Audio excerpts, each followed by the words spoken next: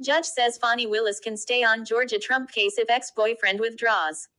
The Atlanta District Attorney's romance with the lead prosecutor she hired to oversee the case created an appearance of impropriety, the judge said, ruling that the prosecution can't proceed unless he leaves or she steps aside. Here's what to know about the decision. An Atlanta judge on Friday ruled that Fani T. Willis, the Fulton County District Attorney, could continue leading the prosecution of former President Donald J. Trump and his allies in Georgia, but only if her former romantic partner, Nathan J. Wade, withdraws from the case. The ruling by Judge Scott McAfee of Fulton Superior Court cut a middle path between removing Ms. Willis for a conflict of interest, which defense lawyers had sought, and her full vindication.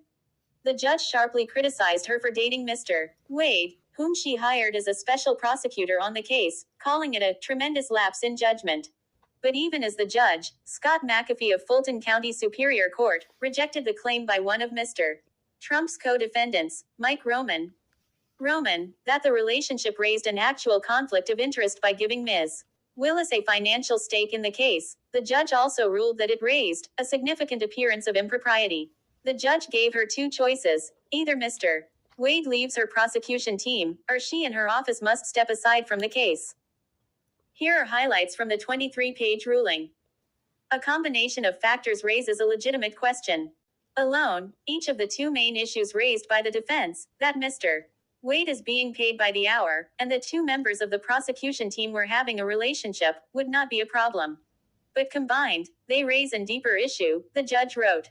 Financial gain was neither proven nor shown to be a motivating factor. The judge wrote that Willis's claim that she had reimbursed Mr. Wade in cash for trips they took together was unusual and understandably concerning, but was not so incredible as to be inherently unbelievable, and the evidence did not establish that she had received any material benefit as a result of her decision to hire and engage in a romantic relationship with Mr. Wade. And, more important, the judge found, the evidence demonstrated that financial gain was not a motivating factor on Willis's part in indicting and prosecuting the case. Willis showed a tremendous lapse in judgment and acted unprofessionally. While deciding that the evidence did not show there was an actual conflict of interest, the judge nevertheless suggested that the prosecutor's conduct was problematic in a way that others, including an ethics commission and voters, may wish to address. The situation still raises an appearance of impropriety. Even when no actual conflict exists, the judge wrote, a perceived conflict in the reasonable eyes of the public threatens confidence in the legal system itself. The combination of factors that made the question of whether Ms. Willis had a conflict legitimate, he wrote, means such an appearance of impropriety persists in the case. The judge also wrote that reasonable members of the public could easily be left to wonder whether the financial exchanges have continued, resulting in some form of benefit to the district attorney, or even whether the romantic relationship has resumed, adding that, as long as Wade remains on the case, this unnecessary perception will persist. A lingering odor of mendacity means the two cannot continue together on the case.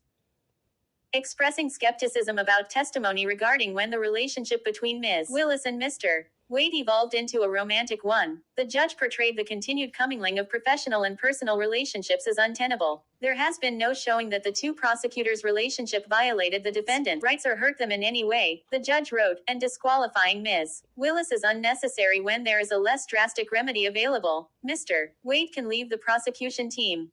A gag order may be coming. The defense had also asked the judge to disqualify Ms. Willis over public remarks she has made, including at a church in Atlanta on January 14, in which she complained vaguely about her detractors and accused them of playing the race card. While finding that her comments did not amount to improperly trying the case in public, the judge nevertheless scolded her and suggested that he may soon issue a gag order to prevent further public comments. The relationship is an unacceptable distraction. Summing up, the judge wrote that regardless of the outcome of the case, it is important that how it unfolds instills public confidence in the fairness and legitimacy of the process. While there is not a legal basis to support a finding that the district attorney has an actual conflict of interest, he found that the appearance of impropriety must nevertheless be addressed, signaling that Mr. Wade needs to leave the prosecution team in one manner or another.